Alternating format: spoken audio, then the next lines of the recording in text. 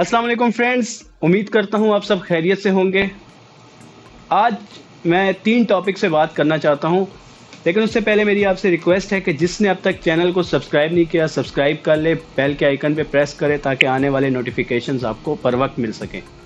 दोस्तों, आज सबसे पहले तो मैं आप सबको मुबारकबाद देना चाहूँगा कि फ़ाइनली पाकिस्तान ने लाइन क्रॉस कर ली और इस वर्ल्ड कप में अपनी पहली कामयाबी हासिल कर ली।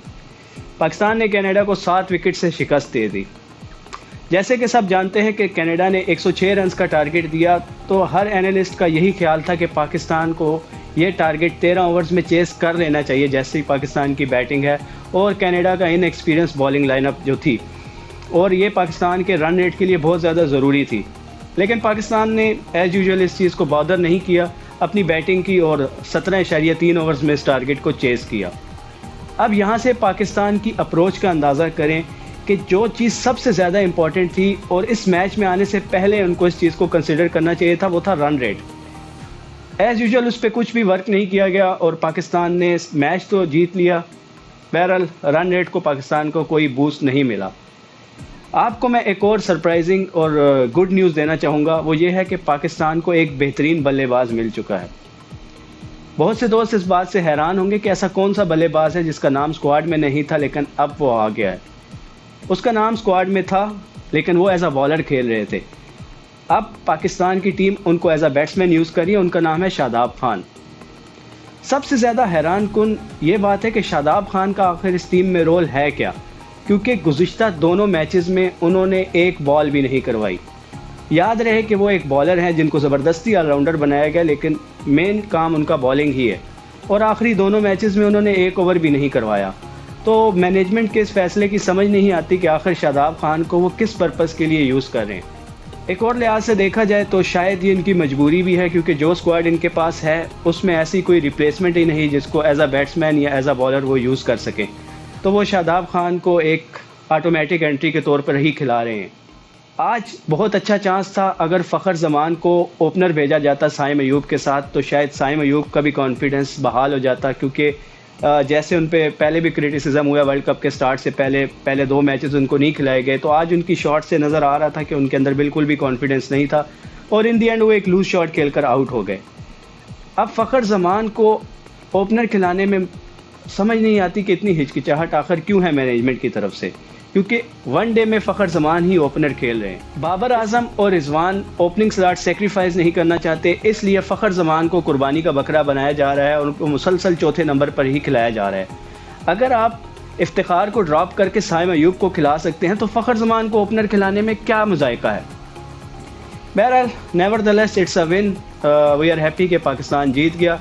अब देखना ये होगा कि यूएसए अपने दोनों मैचेस कैसे खेलता है।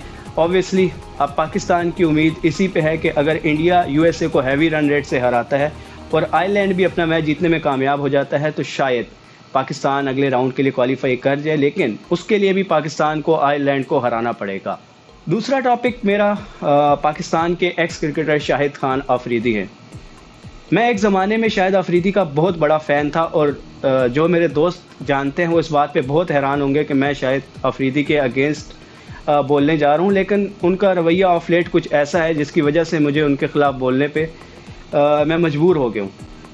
जैसे कि सब जानते हैं कि शाहीन अफरीदी शाहिद अफरीदी के दामाद हैं और 2023 के वर्ल्ड कप से पहले भी और स्पेशली वर्ल्ड कप के बाद शाहिद अफरीदी की कोशिशें बहुत तेज़ हो गई थी कि किसी तरह शाहीन अफरीदी को कैप्टन बनवाया जा सके। उसके लिए उन्होंने चेयरमैन से भी बहुत ज़्यादा मुलाकातें की और एक बाकायदा कैंपेन चलाई ताकि शाहीन अफरीदी का नाम कैप्टनसी के लिए ऊपर लाया जा सके, और उसमें वो कामयाब भी हो गए।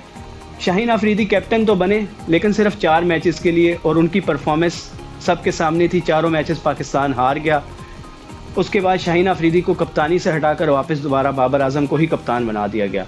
इससे एक और बात भी पता चलती है कि PSL की परफॉर्मेंस और इंटरनेशनल की परफॉर्मेंस में बहुत फ़र्क होता है। उसका प्रेशर बिल्कुल अलग है, उसकी स्ट्रेटजीज़ हर चीज़ में बहुत ज़्यादा फ़र्क है, और पाकिस्तान का यही इशू है कि एक परफॉर्मेंस पे PSL की वो ही चीज़ अप्लाई कर देते हैं इंटरनेशनल में। उन प्लेयर्स को इंटरनेशनल खिला दिया जाता है और उन कैप्टन्स को जो PSL के टाइटल जीते हैं उनको पाकिस्तान की इंटरनेशनल टीम का भी कैप्टन बना दिया जाता है।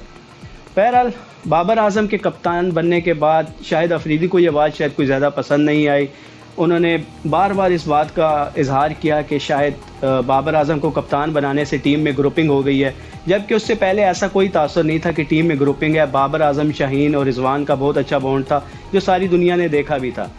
ऐसी बातें फैलाने के बाद टीम में ग्रुपिंग वाज़े नज़र आने लगी और पाकिस्तान की परफॉर्मेंस से भी साबित हो गया कि वाकई ही शायद टीम में कुछ ग्रुपिंग का आंसर मौजूद है। गो के हम सब बाबर आजम की कैप्टनसी को क्रिटिसाइज करते हैं, वो वाकई ही बहुत ज़्यादा डिफेंसिव कैप्टन है और हम इस बात पर भी इत्तफाक करते हैं कि बाबर आजम को दोबारा कप्तानी लेनी ही नहीं चाहिए थी। बहरहाल जिस तरह शाहिद अफरीदी कैंपेन चला रहे हैं वो पाकिस्तान के लिए इंटरनेशनल लेवल पे एक बहुत बड़ी एम्बेरसमेंट है। शाहिद अफरीदी ने अभी हाल ही में एक बयान दिया है जिसमें उन्होंने कहा कि वो वर्ल्ड कप के बाद इस टीम को और टीम की मैनेजमेंट को एक्सपोज करेंगे और उन्होंने खुल के इज़हार किया कि शाहीन शाह अफरीदी मेरे बहुत क्लोज़ हैं, अगर मैं उनकी फेवर में कुछ बोलूँगा तो सब यही कहेंगे कि वो मेरा दामाद है, इसलिए मैं उसकी साइड ले रहा हूँ। लेकिन शाहिद अफरीदी साहब, आपके इस बयान से पाकिस्तान का जो नुकसान होना था वो तो हो गया, क्योंकि इंडियन मीडिया और इंटरनेशनल मीडिया सिर्फ यही खबर चला रहा है कि पाकिस्तान की नाक़स कारकर्दगी की वजह टीम में ग्रुपिंग है। तो शाहिद अफरीदी को एज एन एक्स क्रिकेटर थोड़ा सा रिस्पॉन्सिबल होकर बयान देना चाहिए था। बहरहाल जैसे वो बैटिंग करते थे उसी तरह का उन्होंने बयान दिया, अब इस पे मज़ीद बंदा क्या बात कर सकता है। फ्रेंड्स, फाइनली मैं बात करूंगा Bangladesh versus south Africa match की, जो एक बहुत टेंस मैच था और almost Pakistan versus India match की तरह का ही था। लो स्कोरिंग मैच था, साउथ अफ्रीका ने 113 रन बनाए। बांग्लादेश पूरे मैच में हावी रहा, आलमोस्ट 16 ओवर्स तक बांग्लादेश की चेस बहुत ज़बरदस्त जा रही थी। 16 ओवर्स में उनका स्कोर 94 था, 20 रन चाहिए थे उनको 3 ओवर्स में और उनकी 6 विकेट्स बाकी थी। लेकिन for some unknown reasons Bangladesh ये चेज़ कंप्लीट नहीं कर सकी और सिर्फ 109 रन बना सकी और 4 रन से ये मैच हार गई। एशियन टीम्स का शायद टेम्परामेंट सबका एक ही जैसा है, ये प्रेशर को हैंडल नहीं कर पा रहे। बांग्लादेश ने श्रीलंका के अगेंस्ट बहुत अच्छी परफॉर्मेंस दी थी, शिकस्त दी थी श्रीलंका को और लग यही रहा था कि वो बआसानी साउथ अफ्रीका को भी शिकस्त दे देगी। बांग्लादेश की जर्नी अभी तक ख़त्म नहीं हुई, उसके 2 मैचेस बाकी हैं और उम्मीद यही है कि बांग्लादेश भी नेक्स्ट राउंड के लिए क्वालिफाई कर लेगी। फ्रेंड्स, उम्मीद करता हूँ आपको मेरी वीडियो पसंद आई होगी। कमेंट सेक्शन में अपनी राय का इजहार करें, आप मेरी बातों से इत्तफाक करते हैं या नहीं करते, अपनी राय से हमें ज़रूर आगाह करें। इंशाल्लाह बहुत जल्द दोबारा हाजिर होंगे आपकी खिदमत में एक नई वीडियो के साथ और एक नए तज़किये के साथ। चैनल को सब्सक्राइब और लाइक करना मत भूलिएगा। Thank you.